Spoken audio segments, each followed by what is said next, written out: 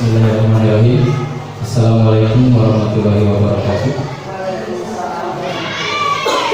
Kepada yang terhormat Ibu Kepala Sekolah dan guru-guru SD Marga Utara, terima kasih atas kedatangannya dan terima kasih juga atas undangannya yang sudah bisa menghadiri undangan dari saya untuk melaksanakan diseminasi karya aksi nyata 21 budaya positif dalam rangka melaksanakan tugas calon guru penggerak angkatan ke-7 Kabupaten Bandung. Acara yang selanjutnya yaitu mungkin sambutan dari Ibu Kepala Sekolah sebagai pembuka. Kepada Ibu Kepala Sekolah dipersilakan.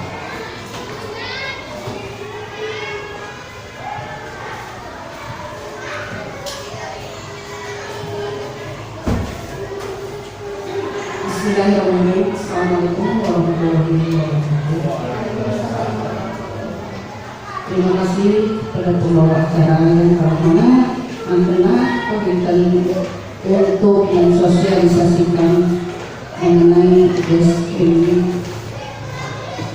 diskriminasi, yang mana pelaksanaan ini harus didukung oleh kita semua.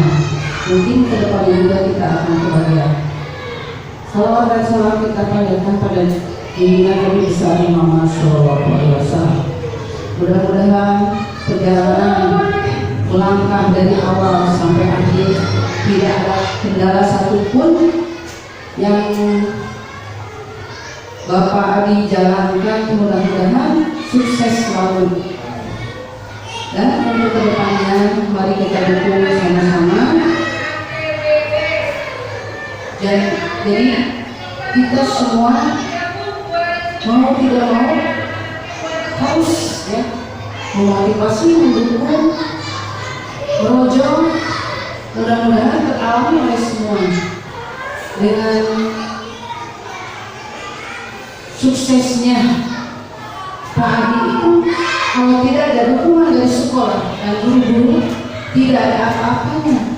Maka dari itu kita semua meminta mudah-mudahan untuk selanjutnya kita dengan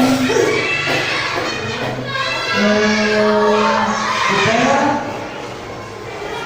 kupikir kami semua harus bisa untuk langkah selanjutnya ke depan, untuk menentukan nasib kita, karena diadakannya guru penggerak itu sangat besar pengaruhnya nasib kita ke depan supaya lebih cemerlang. Ya itu mungkin tidak banyak yang perlu sampaikan. Mudah-mudahan tidak ada kendala satupun dalam menghadapi tantangan-tantangan yang kita jalani ke depannya. Mungkin tidak akan lama lagi. Pak Adis berapa bulan? 6 bulan lagi. Sebentar kalau dijalankan ya. Mudah-mudahan bagi Pak Adi sehat selalu, tidak kekurangan satu apapun. Mungkin dari Ibu hanya kita sekali dari Ibu. Assalamualaikum warahmatullahi wabarakatuh.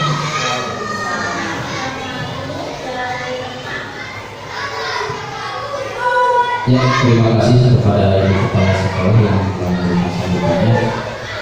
Untuk acara selanjutnya itu kita laksanakan diseminasi yang diberi judul pemahaman dan pengalaman penerapan budaya positif.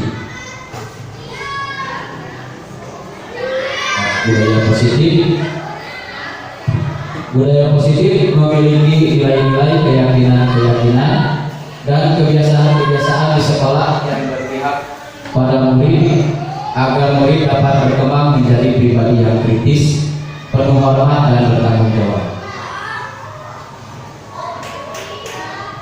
Adapun konsep utama dari budaya positif tersebut yaitu yang pertama adalah pembelajaran paradigma baru, yang kedua disiplin positif, yang ketiga kebutuhan dasar manusia, yang keempat motivasi perilaku manusia, yang kelima posisi kontrol restitusi, yang keenam keyakinan kelas, dan yang ketujuh adalah segitiga restitusi.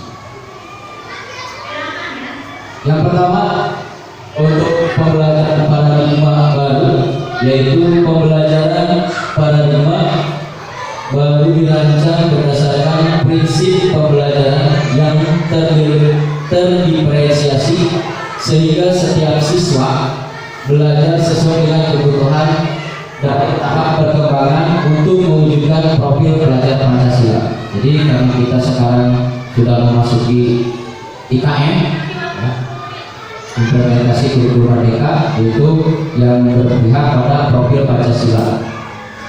Yang selanjutnya disiplin positif.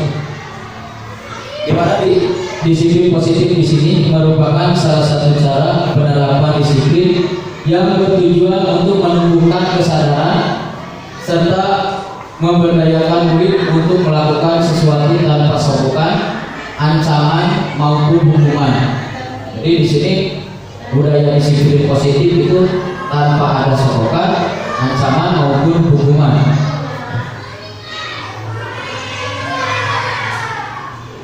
Adapun nilai-nilai kebajikan pada profil pelajar Pancasila yang sudah sama-sama kita ketahui, ya, yaitu ada mandiri, ada beriman. Yang pertama beriman dan bertakwa kepada Tuhan Yang Maha Esa dan berakhlak mulia. Yang kedua berkebinekaan global. Yang ketiga gotong royong. Keempat mandiri. Kelima bernalar kritis. Dan yang terakhir yaitu kreatif.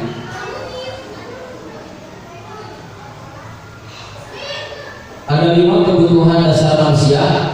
Yang pertama kebutuhan bertahan hidup atau survival. Yang kedua kasih sayang dan rasa diterima atau love and belonging. Yang ketiga kekuasaan atau power. Yang keempat kebebasan atau freedom. Dan yang kelima kesenangan atau fun. Di sini ada kebutuhan bertahan hidup atau survival, yaitu biasanya kalau manusia kebutuhan untuk makan, minum dan lain-lain. Terus untuk yang kedua kasih sayang dan rasa diterima. Kita sebagai guru harus selalu menyayangi siswa kita atau murid-murid kita sebagaimana kita menyayangi anak kita sendiri di rumah, tanpa membeda-bedakan baik itu satu atau yang lainnya. Terus yang ketiga yaitu penguasaan, di mana penguasaan ini melingkupi pada saat kita belajar di kelas, bagaimana kita menguasai pembelajaran atau menguasai kondisi kelas, di mana di dalam kelas tersebut bermacam-macam kondisi siswa, ya, mulai dari yang baik dan yang super, di mana kita harus bisa menguasai keadaan kelas tersebut. Yang keempat adalah kebebasan. Di sini pada poin kebebasan, terutama untuk kurikulum kita yang baru yaitu kurikulum merdeka, itu kita membebaskan para siswa untuk memilih kemampuan mereka, apa yang mereka miliki, dan kita harus memfasilitasinya. Jadi tidak seperti dahulu kita harus mengharuskan apa yang sesuai dengan guru. Tapi kalau untuk kurikulum merdeka sekarang, di mana siswa diberi kebebasan. Kalau ada siswa yang pandai matematika atau senangnya dengan matematika, ya kita dampingi siswa tersebut untuk terus mendalami pelajaran matematika tersebut. Atau ada siswa yang senang seni, menggambar, kita dampingi. Jangan kita paksakan siswa yang senang seni untuk belajar matematika. Nah, di kurikulum mereka sekarang itu tidak bisa seperti itu. Tapi kita sebagai guru harus mendampingi dan memberikan kebebasan kepada siswa kita untuk mengembangkan diri mereka. Dan yang terakhir adalah kesenangan. Kesenangan di sini kita harus membuat siswa itu senang belajar di sekolah. Jangan sampai siswa ke sekolah itu merasa terbebani. Takut nanti saya kalau tidak sekolah saya nanti dihukum. Itu salah satu hal yang menyimpang. Jadi siswa ke sekolah itu harus dibuat senang oleh kita, karena kita sebagai pelayan, guru itu sebagai pelayan dari siswa. Mungkin sebelumnya saya pribadi juga selalu mempraktekkan pada siswa, yaitu siswa harus menurut pada kita sebagai guru, pada saya pribadi. Tapi setelah mempelajari kurikulum merdeka sedikit banyaknya, ternyata siswa itu harus diberi kebebasan supaya mereka senang untuk belajar di sekolah tanpa ada beban. Ya, itu. Dan yang selanjutnya adalah motivasi perilaku manusia. Menurut Diane Person dalam buku Restrukturing Sekolah Disiplin menyatakan ada 3 alasan motivasi perilaku manusia, yaitu yang pertama, menghindari ketidaknyamanan atau hukuman. Nah, ini yang sering kita alami di sekolah. Jadi siswa tidak mau sekolah karena takut dihukum. Jadi ini yang harus kita hilangkan. Jadi menghindari ketidaknyamanan atau hukuman. Jadi bagaimana cara kita sebagai guru harus membuat siswa tersebut nyaman di sekolah. Karena tidak sedikit siswa mungkin ada yang bermasalah di rumahnya sehingga mereka tidak nyaman diam di rumah. Pada saat ke sekolah, mereka pun dibuat tidak nyaman oleh kita. Nah, ini yang harus kita hindarkan. Justru kalau misalkan ada siswa yang seperti itu, di rumahnya mereka tidak nyaman, kita harus memberi kenyamanan di sekolah. Dengan apa? Dengan senyum, salam, sapa, atau perhatian.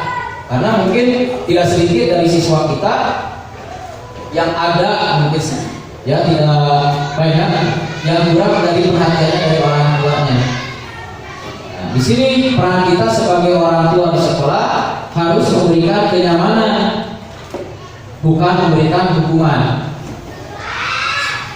Yang selanjutnya adalah mendapatkan imbalan atau penghargaan dari orang lain. Kalau imbalan secara materi mungkin itu bisa dihitung, tapi alangkah lebih baiknya kalau kita memberikan penghargaan secara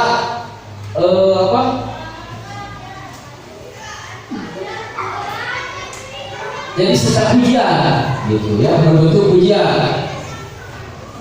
di depan siswa yang lain agar memberi semangat juga kepada siswa yang lain, ya, atau memberikan nilai positif pada peserta didik yang lain untuk merubah baik itu yang sifatnya asal yang kurang baik karena sering diberi pujian oleh kita sebagai guru, berubah menjadi yang lebih baik.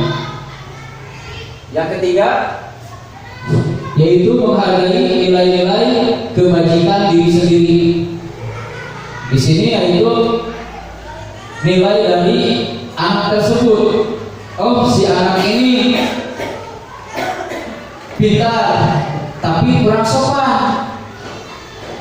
Kita harus memberitahu agar siswa tersebut mendampingi atau mengimbangi kesopanannya, ya, meningkatkan kesopanannya. Karena di sini yang menghargai adalah kebajikannya. Atau ada siswa yang kurang gitu, tapi dia baik, suka membantu temannya, suka menolong temannya, itu kita harus menghargainya juga.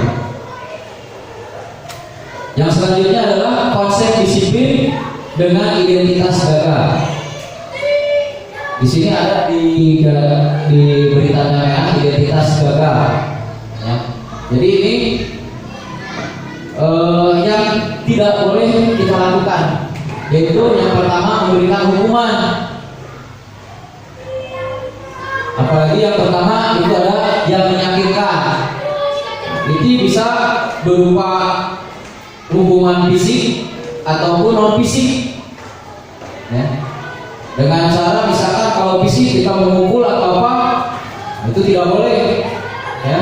Atau menyakiti non fisik, kita memarah-marahinya atau kita membentaknya depan orang, itu tidak boleh. Ya, disarankan jangan, karena itu bisa menyakitkan baik pada siswa tersebut atau pada orang lain juga, siswa yang lainnya. Ya. Yang selanjutnya yaitu tidak nyaman. Kita sebagai guru, ya, harus membuat nyaman.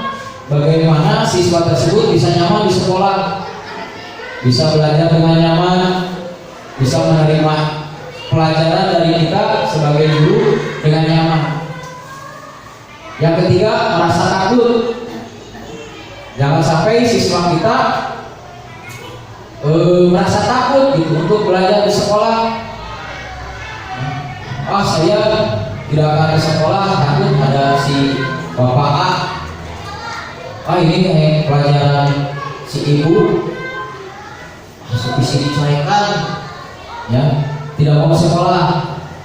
Atau saya bajunya hari ini harusnya pakai baju pramuka, tapi tidak, baju pramukanya kotor, takut dimarahi, akhirnya tidak sekolah. Nah, itu jangan sampai ada pemikiran dari siswa tersebut sampai ke hal seperti itu.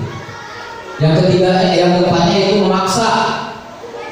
Jadi guru tidak boleh memaksakan, ya, karena dalam kurikulum merdeka itu ya seperti yang tadi Jawa, memberi kebebasan, tidak seperti kurikulum sebelumnya yang harus dipaksakan.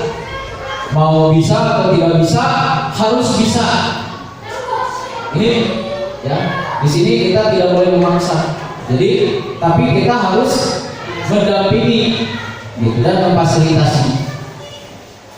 Yang selanjutnya itu murid menyembunyikan kesalahan. Nah, di sini kita harus memberikan pemahaman kalau misalkan murid tersebut bersalah, harus mau mengakuinya, belajar tanggung jawab. Ya. Yang selanjutnya murid menjadi rendah diri. Nah, ini efek dari yang pertama, karena siswa tersebut atau murid tersebut telah tersakiti. Ya. Dampaknya dapat menjadi siswa tersebut atau murid tersebut rendah diri, tidak pede. Ya. Dan ada pun di sini penghargaan. Nah, penghargaan menjadi tidak efektif, ya, bagi siswa yang kemampuannya kurang. Tapi kalau untuk peserta didik yang kemampuannya lebih, Ini menjadi lebih efektif, lebih menjadi semangat gitu untuk siswa tersebut dengan diberikan penghargaan. Yang selanjutnya adalah merusak hubungan. Nah, maksud dari merusak hubungan di sini yaitu merusak hubungan antara guru dan siswa. Ya. Sini terus mematikan kreativitas. Ini yang seperti tadi diberi kebebasan. Sekarang kalau misalkan siswanya pintar dalam seni atau suka dalam seni, sama kita ditunjuk untuk belajar matematika, di sini kreativitas siswa akan menurun karena tidak sesuai dengan keinginannya. Yang keempat, menghukum dengan sistem ranking. Di kurikulum Merdeka tidak ada ranking. Nah, ini yang harus diperbaharui di depannya. Ya. Yang selanjutnya yaitu merampas hak untuk menghargai dirinya. Jadi, ya ini seperti kembali lagi ke yang pertama dalam hukuman, yaitu menyakitkan. Karena dengan menyakitkan siswa tersebut, akhirnya kita merampas harga diri mereka. Ini yang harus kita hindari. Yang selanjutnya adalah konsep disiplin identitas sukses. Nah, ini yang bisa dibilang sukses penerapan disiplin di sekolah. Yang pertama, konsekuensi. Konsekuensi adalah perbuatan jangka pendek yang pertama. Yang keduanya, perlu monitoring berkelanjutan. Jadi setelah kita ada perbuatan, kita harus memonitoring, harus memeriksa lagi apakah ada perubahan atau tidak dari konsekuensi yang telah mereka dapatkan. Yang selanjutnya adalah stimulus atau respon. Ada respon tidak dari siswa tersebut atau ada respon tidak dari guru tersebut untuk menanggulangi hal tersebut. Yang selanjutnya yaitu murid menghormati peraturan. Jadi mungkin di dalam kelas masing-masing ibu dan bapak guru sudah membuat peraturannya. Nah, bagaimana caranya agar siswa tersebut atau murid tersebut bisa menghormati peraturan yang kita buat atau yang kita bersama buat di kelas. Yang selanjutnya yaitu kehilangan waktu untuk merenungi kesalahan. Jadi sebelum siswa tersebut memikirkan atau menyadari apa yang telah dia perbuat, kesalahan apa yang telah dia perbuat, kita langsung menghukumnya. Itu yang kita harus hindarkan, ya. Yang selanjutnya yaitu restitusi, di mana yang pertama adalah siswa bertanggung jawab atas perilakunya. Jadi yang pertama yaitu siswa bertanggung jawab atas perilakunya. Jadi siswa mau bertanggung jawab kalau dia sudah melakukan kesalahan. Yang kedua adalah fokus pada pemecahan masalah jangka panjang murid. Jadi sebelum kita hukum, kita tanyakan dulu. Karena ada kesepakatan sebelumnya, bagaimana cara kalian atau siswa tersebut karena sudah berbuat salah harus seperti apa cara mempertanggungjawabkannya, apa misalkan harus dihukum atau gimana. Tapi kita harus menghilangkan kata hukuman tadi, ya. Yang ketiga yaitu menghormati diri dan orang lain.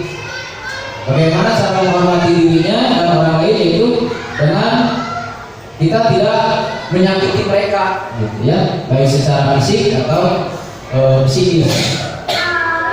Dan selanjutnya yaitu teori kontrol diri sendiri yang memegang kontrol.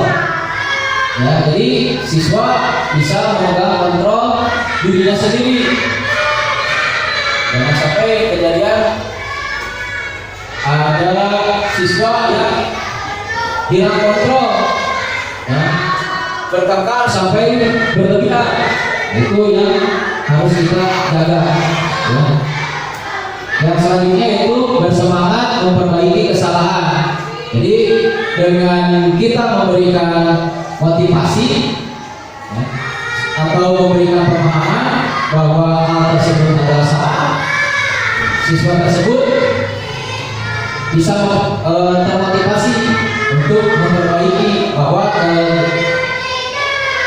kegiatan tersebut atau perlakuan tersebut itu salah dan bagaimana cara memperbaikinya. Nah, di sini ada perbandingan pertanyaan di bawah ini. Yang pertama, lari mengelilingi lapangan 2 kali karena terlambat hadir ke sekolah. Nah, ini merupakan hukuman atau konsekuensi? Hukuman. Ya. Ini yang harus kita hindari. Ya. Terus yang kedua, membersihkan coretan yang dibuatnya di meja tulis. Nah, ini konsekuensi. Nah, jadi setelah mereka membuat kesalahan, nah, mereka harus mempertanggungjawabkan dengan cara menghapusnya, gitu ya, membersihkannya kembali. Yang ketiga, murid diminta push up 10 kali karena ke sekolah tidak menggunakan masker ke sekolah. Kalau ini berupa hukuman, ya. Ini harus kita hindarkan. Ya. Yang keempat, mengganti atau membersihkan kertas teman yang sudah dicoret. Konsekuensi, ya. Jadi kertas temannya yang asalnya bersih, ya kita harus bersihkan kembali kalau kita sudah mengotorinya. Yang terakhir, membersihkan tumpahan air di meja tulis karena kesenggol pada saat belajar. Konsekuensi juga. Ya.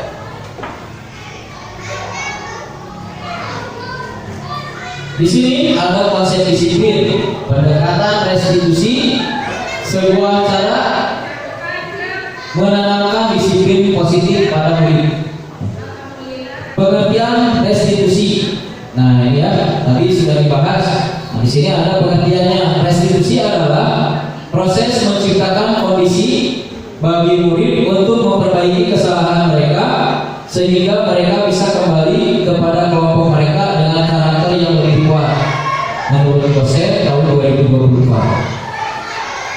Ya. Adapun ciri-ciri dari restitusi tersebut yaitu yang pertama, bukan menebus kesalahan, namun belajar dari kesalahan. Yang kedua, memperbaiki hubungan. Maksudnya memperbaiki hubungan di sini adalah memperbaiki hubungan antara siswa dan guru.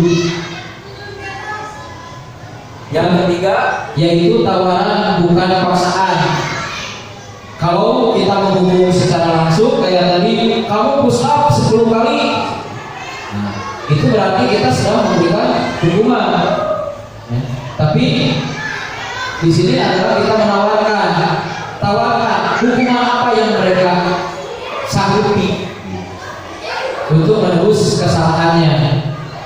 Apa misalkan kalau mereka tidak melaksanakan piket, contoh, apa yang akan kalian lakukan kalau misalkan tidak melaksanakan piket? Mungkin siswa tersebut akan menjawab, saya akan menggantinya besok, atau saya akan menggantinya nanti pulang sekolah. Jadi kita tawarkan dulu, bukan harus kita langsung tuju.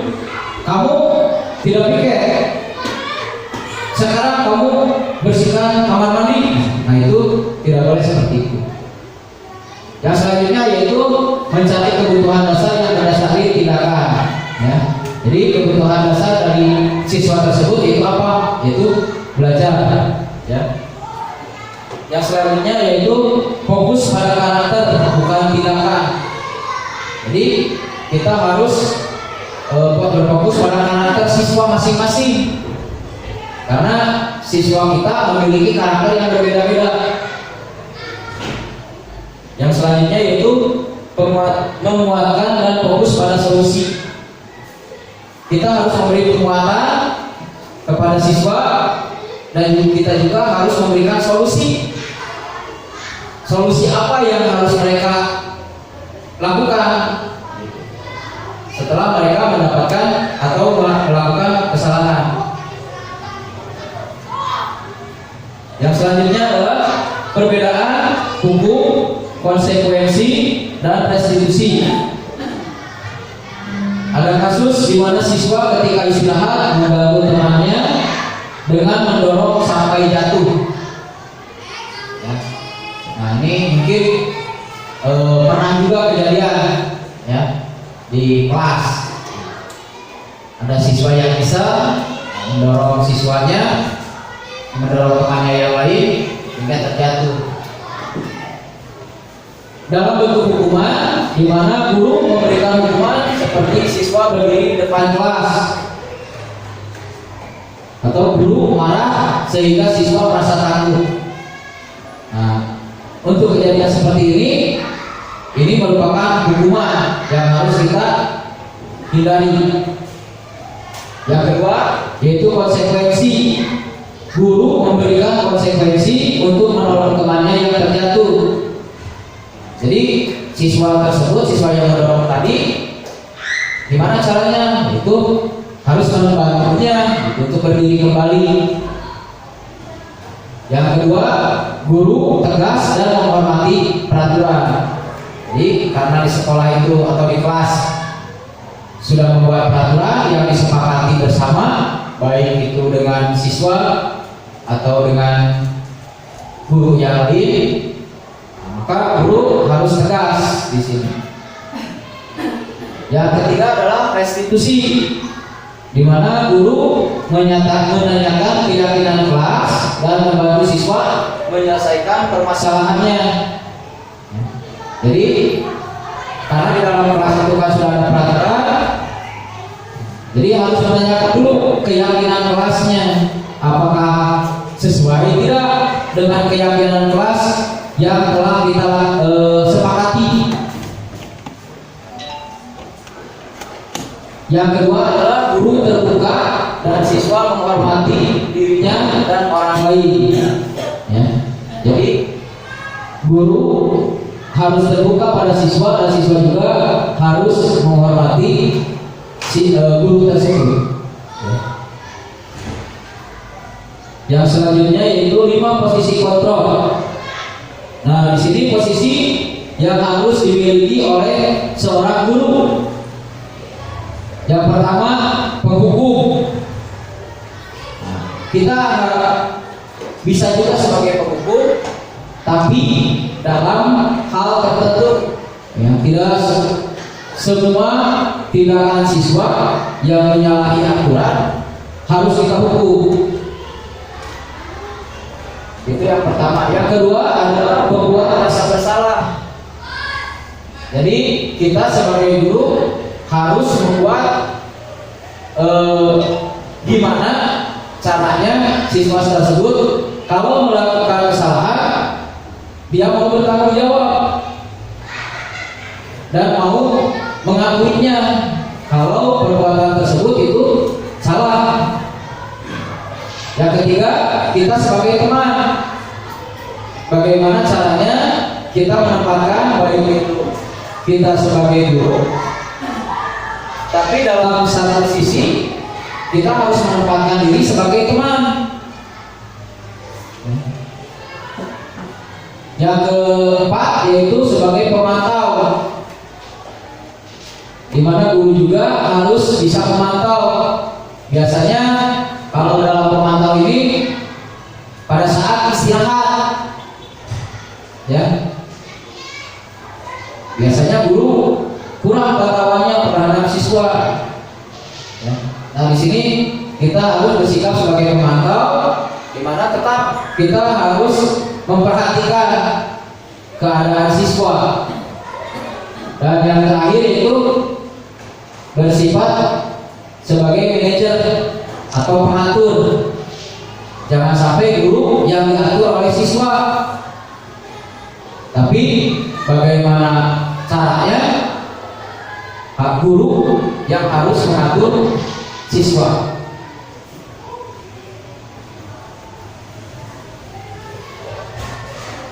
Yang selanjutnya yaitu contoh penerapan 5 posisi kontrol.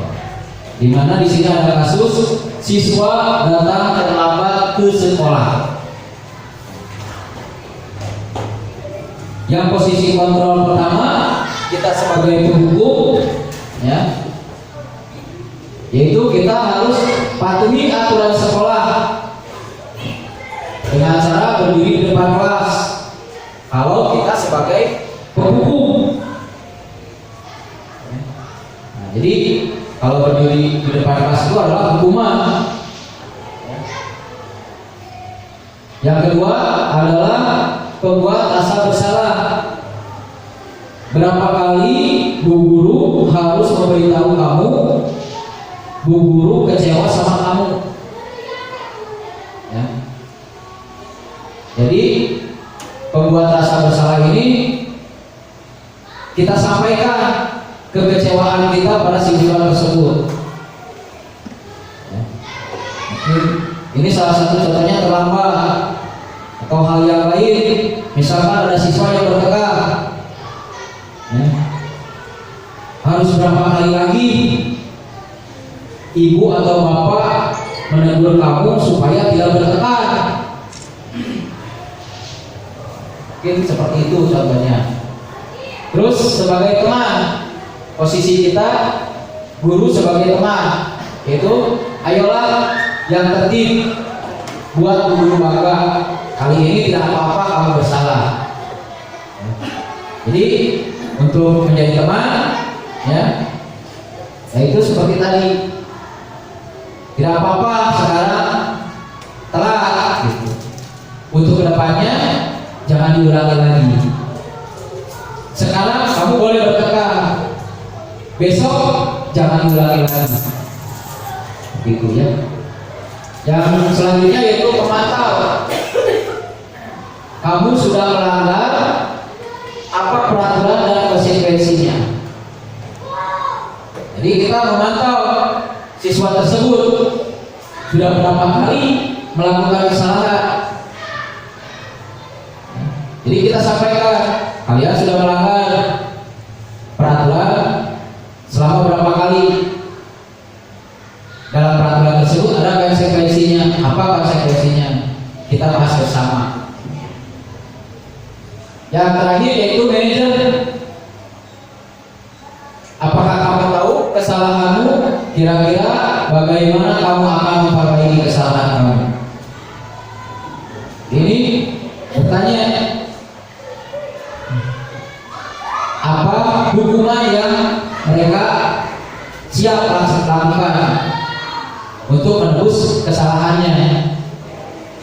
Jadi kita menawarkan, ya. Selanjutnya itu mengapa keyakinan kelas? Mengapa keyakinan kelas? Atau mengapa tidak peraturan kelas saja? Ya. Jadi kenapa harus ada keyakinan kelas, bukan peraturan kelas?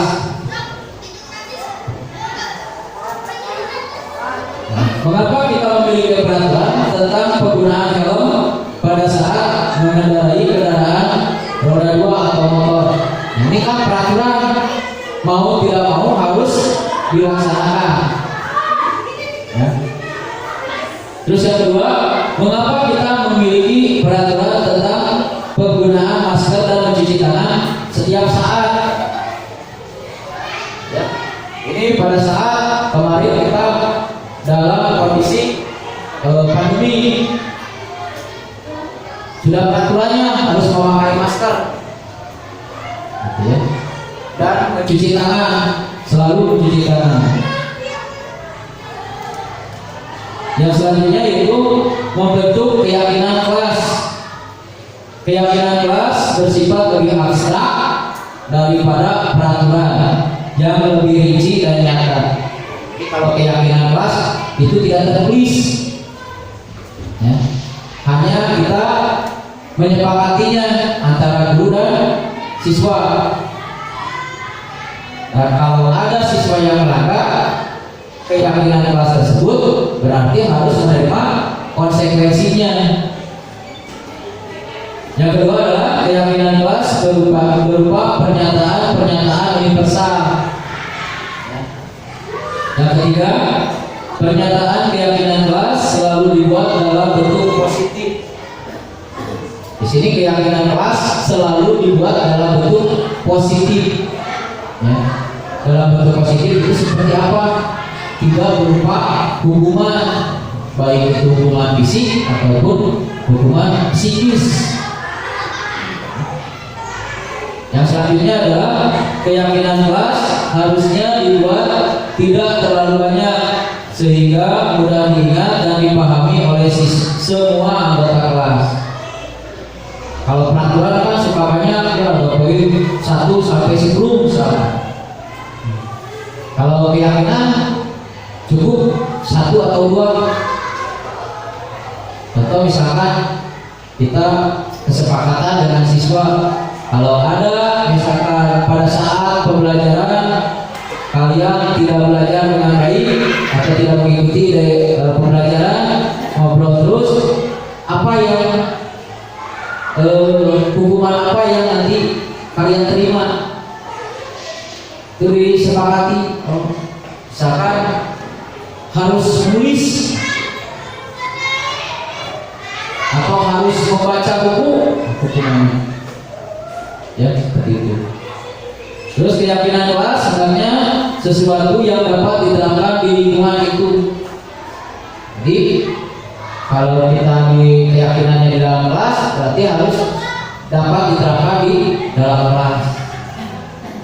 Yang selanjutnya adalah semua anggota kelas sebenarnya ikut berkontribusi dalam pembuatan keyakinan kelas melalui kegiatan curah pendapat semua anggota. Jadi dalam pembuatan kesepakatan kelas atau keyakinan kelas, semua siswa yang ada di dalam kelas harus membuat gitu apa yang disepakatinya. Dan yang terakhir adalah kelas bersedia meninjau kembali keyakinan kelas dari waktu ke waktu. Jadi kalau misalkan keyakinan kelas tersebut sudah dianggap tidak efektif lagi, atau misalkan yang tadi asalnya siswanya di kelas itu ribut, nah karena dengan adanya keyakinan kelas, kalau yang ribut misalkan disuruh membaca buku, itu semuanya sudah tertib, nah berarti keyakinan kelas yang tersebut di poin tersebut bisa diganti lagi atau diperbaiki. Nah ini ada contoh dari keyakinan kelas. Salah satunya yaitu contoh untuk kelas 1, setiap anggota kelas perlu belajar. Jadi di dalam kelas itu harus belajar, ya. Jadi bukan bermain-main di dalam kelas atau bukan ngobrol. Yang kedua, setiap anggota kelas perlu senang. Jadi harus senang belajar yang di dalam kelas itu. Jangan merasa terbebani, apalagi takut ya dalam kelas itu. Yang ketiga yaitu setiap anggota kelas perlu melakukan tugas. Jadi semuanya harus melakukan tugas sesuai dengan kesepakatan antara guru dan siswa atau murid. Yang selanjutnya adalah setiap anggota kelas perlu saling menghargai.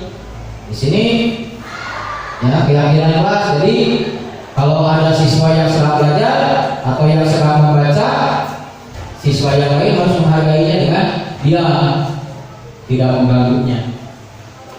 Yang selanjutnya adalah setiap anggota kelas perlu merasa aman.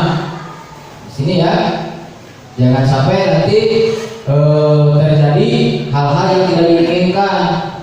Misalkan ada tindakan premanisme di sekolah, ada siswa yang memalak kepada siswa yang lain. Ini yang harus kita jaga supaya dalam kelas siswa semua merasa aman. Adapun contoh keyakinan kelas yang lain yaitu untuk kelas 5 ya. Yang pertama, selalu bersikap positif. Dan yang kedua, senantiasa menjadi diri yang terbaik. Jadi kalau untuk siswa kelas 5 itu kan sudah dewasa, ya sudah menganjak dewasa. Jadi harus menjadi contoh bagi adik-adiknya yang lain. Yang ketiga yaitu percaya dan menghormati orang lain serta barang miliknya. Karena tidak sedikit ada siswa mungkin yang tidak menghargai atau tidak menghormati barang milik orang lain. Contohnya misalkan ada yang meminjam tapi tidak mengembalikan, ya, jadi itu tidak menghargai dan tidak menghormati. Yang keempat yaitu berkomitmen terhadap setiap tugas. Jadi kalau diberikan tugas, contoh misalkan tugas piket, ya, mereka harus berkomitmen melaksanakan tugas piket tersebut dengan baik. Yang terakhir yaitu senantiasa membantu. Jadi di sini maksudnya senantiasa membantu yaitu setiap siswa atau baik itu dengan guru ya, harus mau membantu temannya atau membantu siswa yang kekurangan dalam pembelajaran. Dan ada pun contoh keyakinan kelas yang lain. Ini contohnya di kelas 7 ya. Nah, ini untuk yang sudah lebih dewasa lagi. Yang pertama yaitu hormat. Nah, kami meyakini bahwa sangat pentingnya untuk menghormati semua orang dan barang milik orang lain. Ini untuk yang sudah lebih besar, bisa diterapkan kita di kelas 6 mungkin ya. Jadi menghargai dan menghormati barang milik orang lain. Yang kedua yaitu bekerja. Kami meyakini bahwa sangat penting untuk mengerjakan segala pekerjaan atau mengikuti kegiatan yang telah ditugaskan. Jadi kalau misalkan waktunya mereka untuk melaksanakan piket di kelas, mereka harus mengikuti kegiatan piket tersebut dengan baik ya. Yang selanjutnya yaitu diterima dan dimiliki. Kami meyakini bahwa sangat penting untuk merasa diterima pada suatu kelompok dan saling peduli satu dengan yang lainnya. Nah, ini biasanya kalau untuk yang sudah agak dewasa itu ada kelompok-kelompoknya. Nah, ini yang harus kita jaga. Atau si A pengennya mainnya dengan si B terus. Nah, ini yang harus kita jaga. Tapi mereka harus berbaur dengan siswa yang lainnya juga. Ya. Selanjutnya ini adalah segitiga restitusi. Yang pertama adalah menstabilkan identitas. Nah, di sini setiap orang pasti pernah melakukan kesalahan. Kamu bukan satu-satunya yang pernah melakukan kesalahan ini. Jadi menstabilkan identitas. Setiap orang pernah bersalah, ya. Tapi ada saatnya orang tersebut untuk memperbaiki kesalahan yang mereka perbuat.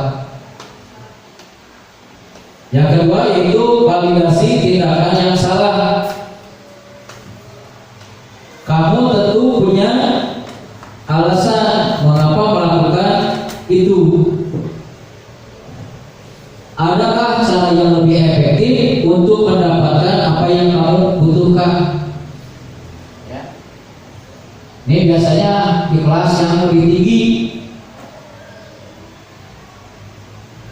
Yang selanjutnya yaitu menanyakan keyakinan kelas, apa yang telah kita sepakati. Kamu ingin menjadi orang yang seperti apa? Ya. Nah, ini dipertanyakan pada siswa tersebut. Dari kesekian tadi, kita dapat simpulkan bahwa suatu kegiatan pembelajaran diperlukan suasana yang nyaman dan kondusif. Suasana yang nyaman dan kondusif yaitu dengan terbentuknya budaya positif, budaya yang baik yang berada di lingkungan kelas ataupun sekolah. Membentuk budaya positif diperlukan suatu disiplin positif, tidak dari ancaman, hukuman ataupun paksaan. Oleh karena itu diperlukan sebuah keyakinan kelas yang dapat membentuk siswa atau membangun karakter siswa dari lingkungannya sendiri.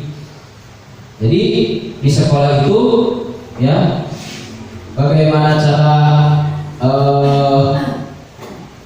membentuk budaya disiplin positifnya, yaitu dengan tidak adanya ancaman. Jadi guru tidak mengancam pada siswa, atau guru tidak memberikan hukuman pada siswa. Itu untuk menerapkan disiplin positif. Itu mungkin yang dapat saya sampaikan. Terima kasih. Mudah-mudahan apa yang saya sampaikan dapat bermanfaat. Kurang dan lebihnya saya mohon maaf. Terima kasih. Assalamualaikum warahmatullahi wabarakatuh.